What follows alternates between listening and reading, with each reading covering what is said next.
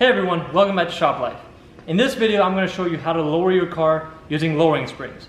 If you guys are interested in coilovers, I already have a DIY on that. Make sure you go check that out first. The car that we're going to be working on today is a 2001 BMW 325i wagon. The process is very similar for all of the E46s and most cars in general, as a matter of fact, except for XI. XI models are quite a bit different in terms of the type of springs, the type of struts. So if you have XI, you can follow along. I mean, you can do most of this stuff. It's just going to be a little bit different in terms of the type of strut you use and the type of springs you use. So if you have XI, do your own research before you start diving in. The springs that we're using today are H&R Blue sport springs. They were made for a sedan, but we're going to try to use it on a wagon and see how it is. But if you have a wagon and you buy the springs that are made for the wagon, the process is the same. The sedan process is very similar as well. The main difference is going to be your rear shock, however you change that. But if you want to check out how to do that, make sure you check out my coilover video where I show you how to do the whole rear shock replacement with the shock mount as well. So let's go ahead and get started. All right, so here are the H&R springs that we're going to be using. These two are for the front, these two are for the rear. You also want to replace your struts and your shocks at the same time. But whenever you lower a car, you want to use some kind of performance strut and performance shock. If you use the stock ones, they are going to wear out a lot quicker and you're not going to get a good life out of them. So you're going to have to do this work again very soon. For us, it doesn't matter. We're just going to put these on for now. Eventually, we're putting coilovers on there. For right now, we're going to do this and I get to make a video for you guys. So that way, whoever wants to do this, they have a quick guide to reference. You also want to replace your strut mounts. You want to get a reinforcement plate because the E46s, the strut towers like to mushroom, and that usually happens over time. And if you have these reinforcement plates, that prevents that from happening. So here's the other strut mount. You also want the shock mounts, but like I said, we're not going to be replacing the shocks or the struts on this car. So if you guys need a reference or a DIY on how to do that, make sure you go check out my coilover video where I go over the whole setup of the shock mount and everything. In terms of tools, you're going to need a spring compressor. The one that I'm using is right here. I got this off of eBay. It's $100. It is an actual hydraulic compressor. This makes it so much easier than using the little claws that you can get at autos or advanced auto parts. You can rent those out. Those are just spring compressors. You get two of them, put one on each side of the spring and compress it.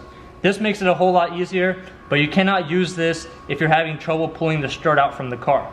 If you're having trouble pulling the strut out from the car, you are going to need the two claw style spring compressors. If you get that spring compressor, it makes it a whole lot easier. It's only $100 on eBay and that includes shipping. So that takes about 3 to 5 days, so if you can plan ahead, go ahead and do that.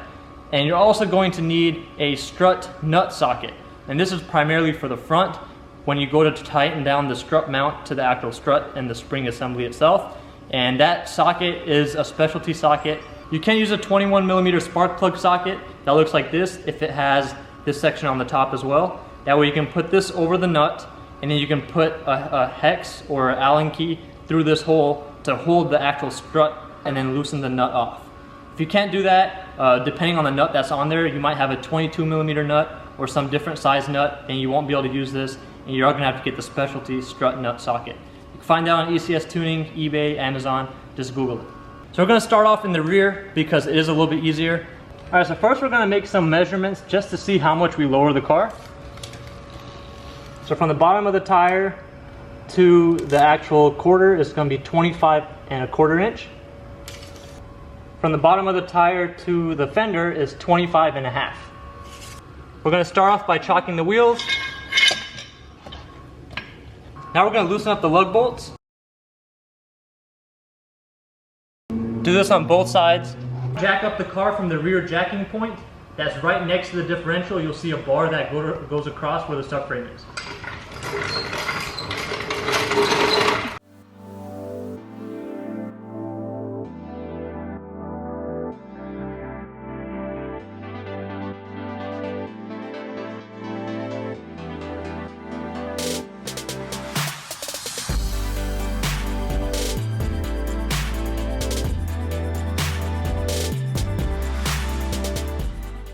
Now with the wheel out of the way, we can see this old spring right here. We're just going to pull out the spring. Like I said, I am not removing this rear shock, but if you did want to remove the shock, just go look at my coilover installation video, and that goes over how to replace this shock as well as the shock mount up here. We'll start by removing the bolt that holds the shock assembly to the rear hub. It's one 18mm bolt right on the bottom.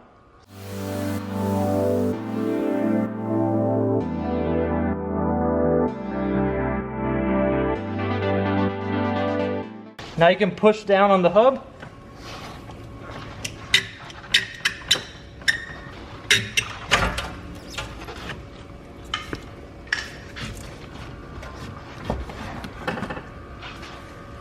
Now this is the new spring. You want to put these rubber pads from your old spring back on here or get new ones. Main reason you want to do that is to prevent any metal to metal contact. That way you don't have any creaking. Depending on what kind of lowering springs you're using, these H&Rs are actually quite a bit tall. So I had to get a helper to push down on this while I slid the spring in. So as you can see, I put the top section in first. So once the top is seated properly, all you have to do is keep pushing down and get this bottom section to seat on top of this, right here. So now you can see this bottom section is on the spring seat where it's supposed to be. Same with the top section. Just double check everything before you start putting everything back together. So with that out of the way, is we're gonna jack up this whole hub assembly to get it to line up with the shock once more. Once it lines up, we could put this bolt through and go straight into the hub.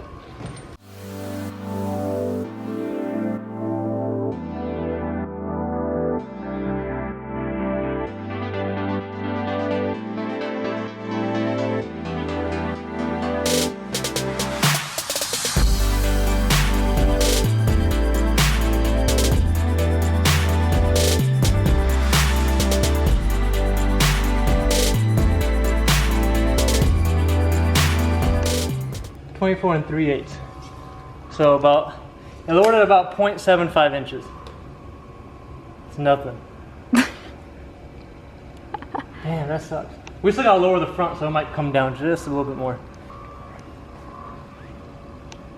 It did get lower, you can tell on the back. Alright, so these wheels are not gonna be the wheels that are gonna be on here permanently. We're gonna change these to the wheels that are on my car currently. Those are style 32s.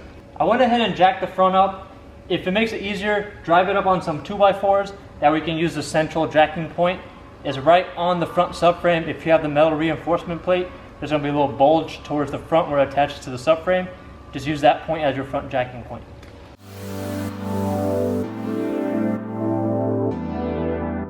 So now that we have the wheel taken off, we can see the whole assembly.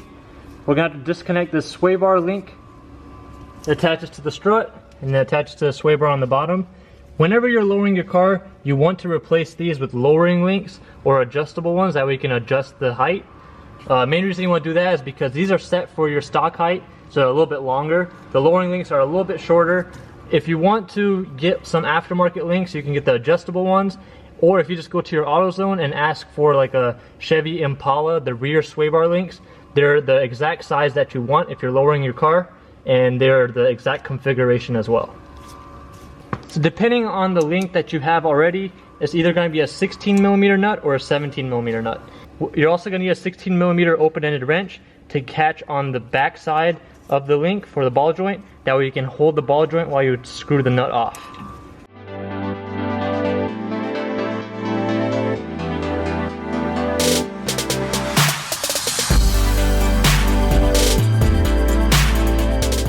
Here's the area that I'm talking about that you want to hold while you screw the nut off.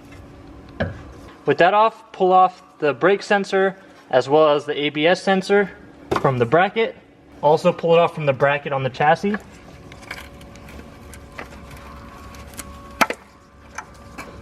Main reason you want to do this is when you drop this whole hub assembly off of the strut, it's going to go down and it's going to pull out this way.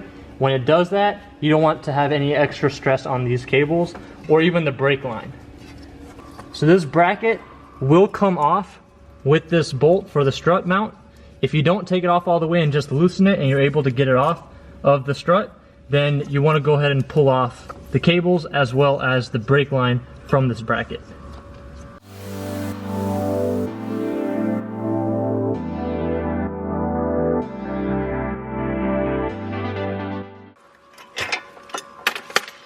Now when you wiggle the strut, you'll see the hub start falling down.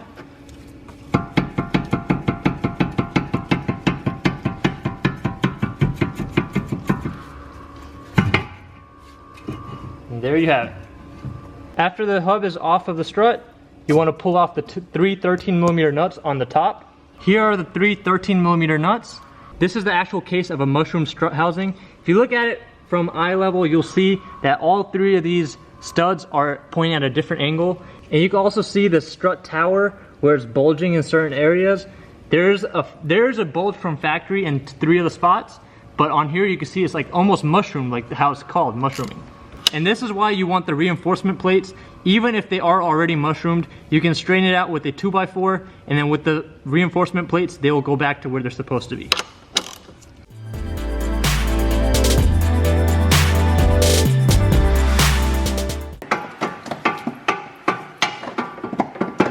Since the strut tower is mushroomed, it is hard for me to get the mount out. The studs are all going in different directions.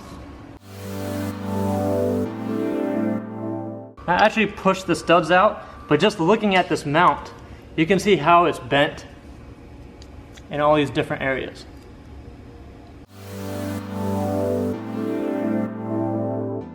So depending on the strut that you get, you might have different mounting instructions included with the strut assembly.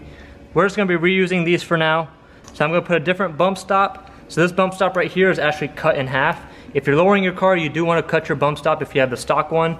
And we're going to reuse this elbow, the strut bellow as well. This is just to prevent any dust from getting in. But these struts, I mean, they're old, so they're gonna probably get shot in like, a couple weeks. But like I said, this is only temporary for us. We're just doing this mainly to get a DIY. That way everybody has a reference for lowering springs. So if your strut came with this washer as well, go ahead and put that in. Then you want to make sure that the spring is sitting properly on the strut assembly. So if you look right here, this is the end of the spring. There's a section where it's supposed to sit on the strut as well. So you want to make sure it's sitting on there properly. Right now, while you're still compressing, it might not sit 100%. And this is where this spring compressor shines, because it's so much easier than having to deal with the two claw style ones.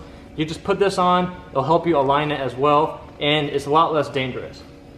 Continue to compress the spring until you can get the threads through here, and then I'll show you how to set up the strut mount as well.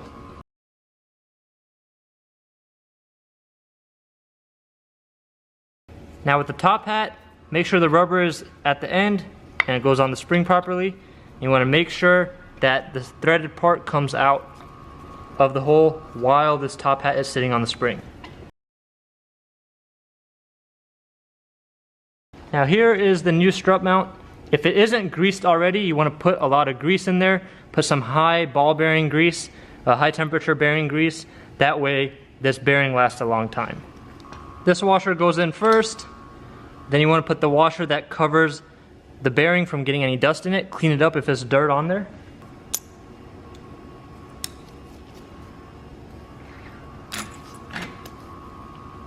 The last part is the nut.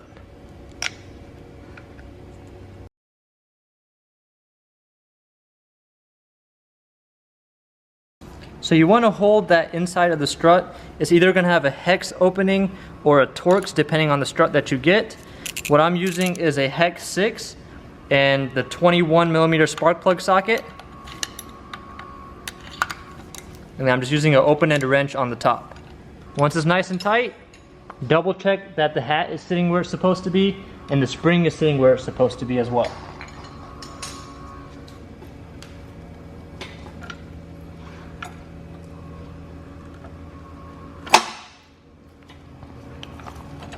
You want to make sure you put this dust cap back on so that way there's no dirt that goes into that.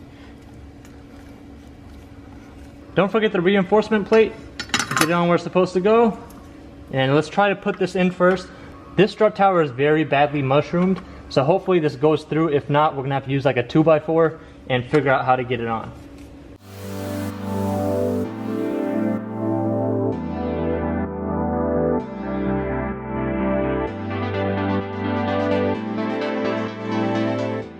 So you can still see this tower is still pretty mushroomed.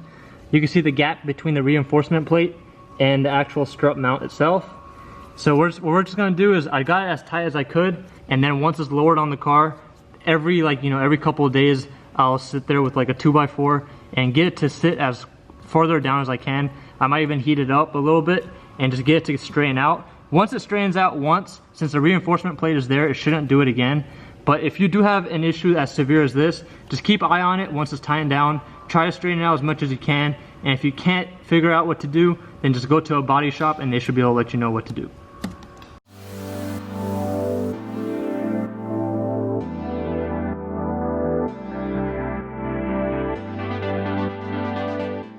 Alright, so the biggest thing when you're putting the strut assembly back into the hub is there are dowels on the strut, as you can see right here. No matter what kind of strut you get, you're gonna have those dowels. You might have one, you might have two like this one does. They have to line up with the pinch on the hub assembly. So get them lined up, and then you can use a jack on the bottom of the control arm ball joint to jack up the whole hub assembly so you can get it to slide back in.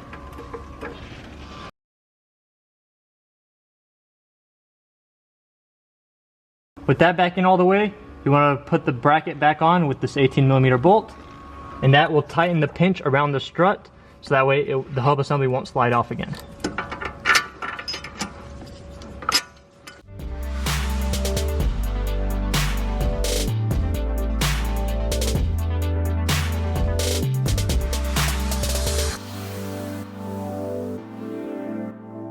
Now the only thing remaining is a sway bar link, which we're going to put an adjustable one on. So you want to pull off the nut on the bottom. It's going to be the same method as the top, 16mm nut, and this back of the ball joint could either be a 16 or 17 depending on the sway bar link you have. This is where you want to jack up the whole hub assembly when you're trying to put it back into the strut.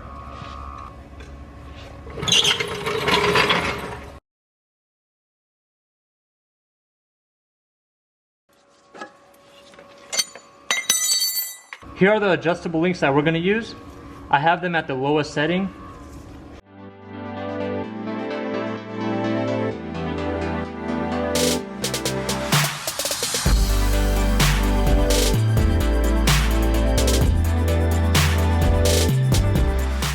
Alright, so I'm going to go ahead and do the other side, and we'll get back, put the wheels on, and check the measurements.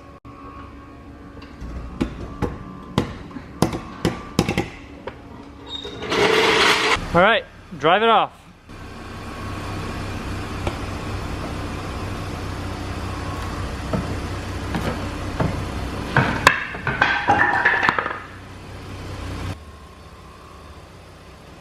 Alright, so the suspension is still going to settle a little bit over the next 24 hours to 48 hours. But right now, we just freshly lowered it, just got it on the ground. Let's take some measurements. So now it is at 24 3/4 in the front, and we're almost exactly at 24 in the rear. About 5 inches of ground clearance, which is still a lot. But when you see all these driveways and entrances over here in LA, they're so sloped that if you go at an angle, even then, since this car is a little bit longer, it does have a chance of bottoming out. But we'll see. We'll drive it around and see how it is. But that's it for this video. If you guys have any questions or any requests for future videos, feel free to leave a comment down below or message me on Instagram. That's going to be the quickest way to get in touch with me. So my Instagram is always at the bottom. It's always in the description as well. So thanks for watching, and stay tuned for more videos.